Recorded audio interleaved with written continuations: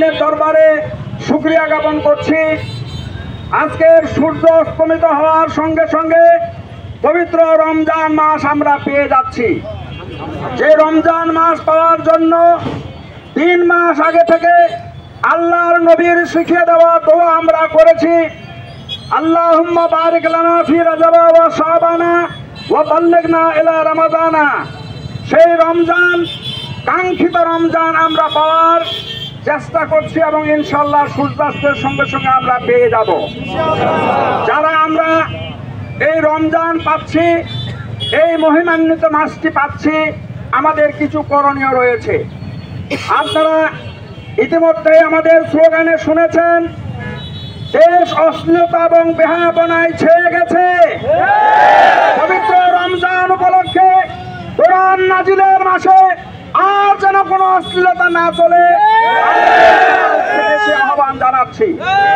সংগ্রামী বন্ধুগণ, শুধু তাই না, হোটেল রেস্তোরাঁ খোলা থাকবে, রাখবে, এটা কারো খাওয়ার প্রয়োজন হতে পারে, কিন্তু কোন অবস্থাতেই খোলামেলা খাদ্য বস্তু যেন বিক্রি না হয়।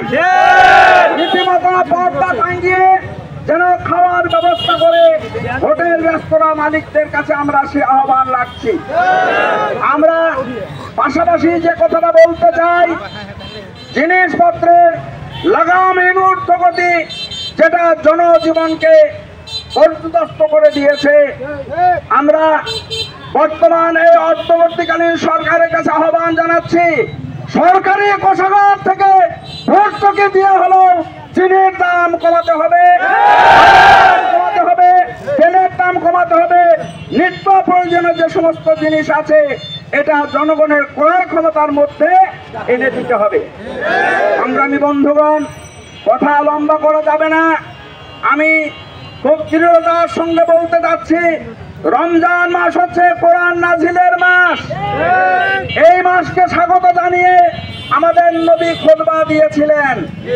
আমরাও একইভাবে বালিয়াডাঙ্গির চৌরাস্তায় দাঁড়িয়ে মুসলিম জনতার কাছে আহ্বান জানাতে চাই, আসুন শুধু কোরআন নাজিলের মাসে নাজিল হওয়া নিয়ে আমাদের কথা বলা দরকার নাই, বরং এই কোরআন মুসলমানের জীবনে বাস্তবায়িত হবে। আমরা এই অঙ্গীকার আজকে এই সমাবেশ থেকে ব্যক্ত করতে চাই। রমজান মাস আমরা কোরআন পড়ব, কোরআন বুঝবো, কোরআন অনুযায়ী আমাদের জীবন গড়ব এবং কোরআনকে সমাজে বাস্তবায়নের জন্য চেষ্টা করব ইনশাআল্লাহ। শুধু রমজান কোরআন নাজিলের মাস না, এ মাসে কোরআন বিজয়ের মাস। এ মাসে এক এক করে 17টি রোজা রাখার এই 17তম দিনে বদর প্রান্তরে একটি যুদ্ধ অনুষ্ঠিত হয়েছিল, আপনারা জানেন। সেখানে সুসজ্জিত একটি সৈন্যবাহিনীর বিরুদ্ধে এই রোজাদার না খাওয়া মানুষেরা ইমানি বলে বলিয়ান হয়ে সেদিন জয়লাভ করতে সক্ষম হয়েছে। শুধু বদর প্রান্তরের প্রাথমিক বিজয় না, বরং চূড়ান্ত বিজয় ফতে মক্কা যেদিন হয়েছিল সেটাও ছিল রমজানের মাস।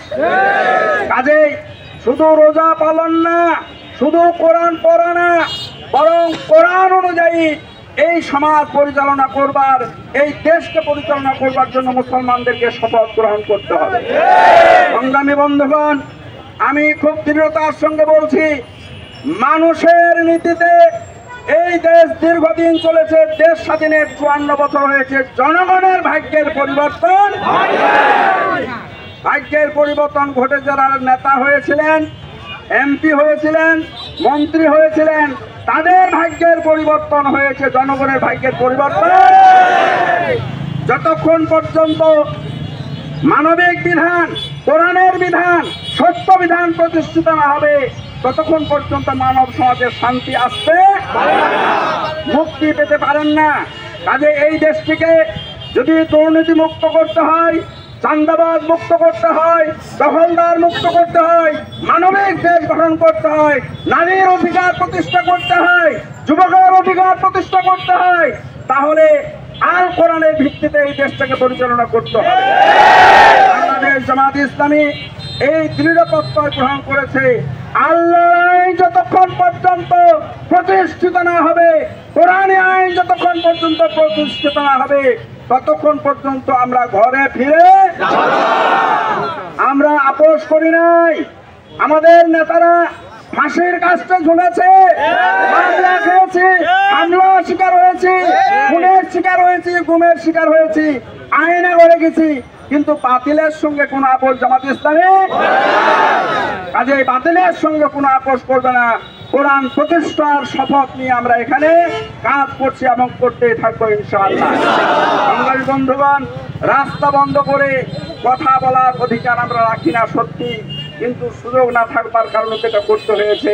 সাময়িকভাবে দোকানদার ভাইদের যতটুকু ক্ষতি হয়েছে আমরা এজন্য ক্ষমা প্রার্থনা করে আবারও আপনাদের সকলকে আন্তরিক ধন্যবাদ এবং মুবারকবাদ জানিয়ে জামায়াতে ইসলামের পক্ষ থেকে আপনাদেরকে আন্তরিক শুভেচ্ছা জানিয়ে আমার কথা শেষ করছি।